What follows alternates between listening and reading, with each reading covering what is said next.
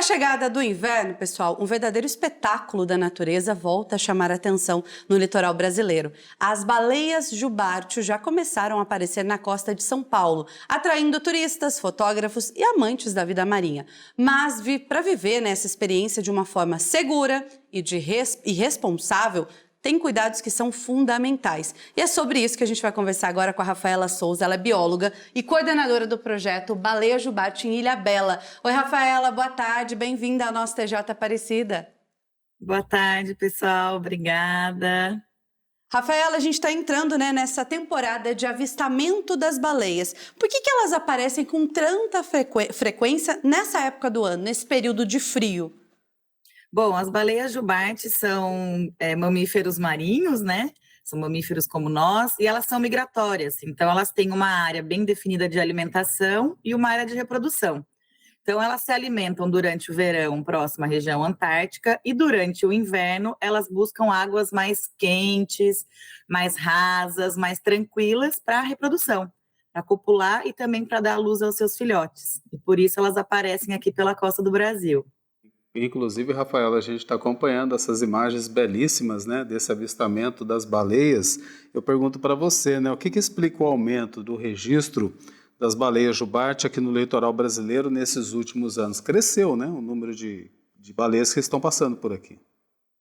Sim, as baleias jubartes, como diversas outras espécies de baleias, elas foram caçadas por um período muito longo, por conta da sua gordura, a sua camada de gordura era transformada em óleo, e esse óleo utilizado para iluminação pública e muitas vezes para construção civil, e por conta disso elas praticamente foram dizimadas.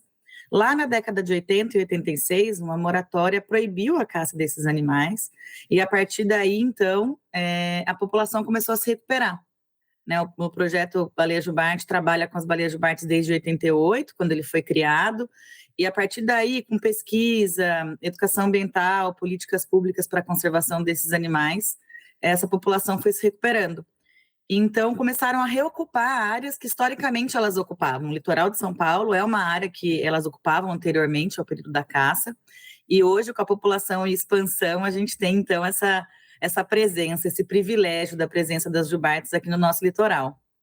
Muita gente sonha, em acompanhar de perto esse espetáculo da natureza, como a gente começou aqui o nosso bate-papo falando. Qual que é a forma correta, Rafaela, de fazer, esse passeio? Tem alguma recomendação do próprio projeto? Sim, bom, a melhor maneira de observar as jubartes é buscar operadores, agências que trabalham com isso, que fazem o avistamento. Nas prefeituras aqui da região, a gente tem o cadastramento dessas empresas, no site do projeto a gente tem também os operadores parceiros, porque essas pessoas, elas participaram de oficinas de boas práticas, né, que orientam sobre as regras de avistamento. Todos os anos a gente realiza em todos os municípios aqui do litoral norte essa oficina, e esses operadores, então, eles são treinados a partir dessas regras de avistagem. A gente tem uma portaria do IBAMA, que é a portaria 117, que faz esse regramento. Então, é muito importante que essas regras sejam respeitadas para que o turismo seja feito de forma responsável. Agora, quais são os erros, Rafaela, mais comuns, né, cometidos por turistas e embarcações durante esses avistamentos? Então, muitas vezes, pela falta da experiência e da informação em relação a essas regras de avistagem, muitas vezes as pessoas podem arriscar, né? A própria vida mesmo, se aproximando demais desses animais. Dentro dessa portaria, a gente tem algumas regrinhas simples que devem ser respeitadas, que é aproximação a no máximo 100 metros, a gente não pode aproximar menos de 100 metros das baleias, manter o motor no neutro, esses animais se comunicam através do som. Então, o motor no neutro, ele permite que a baleia perceba, né, essa embarcação ao seu redor. Sempre que for reengrenar o motor para sair desse grupo de avistamento, quando a gente está avistando a baleia ali, ter certeza que ela está a pelo menos 50 metros de distância da embarcação, porque o turismo, ele é uma ferramenta incrível de sensibilização, de conscientização e uma forma de conservar esses animais. Porém, se ele não for feito de maneira responsável e sustentável, ele não vai funcionar.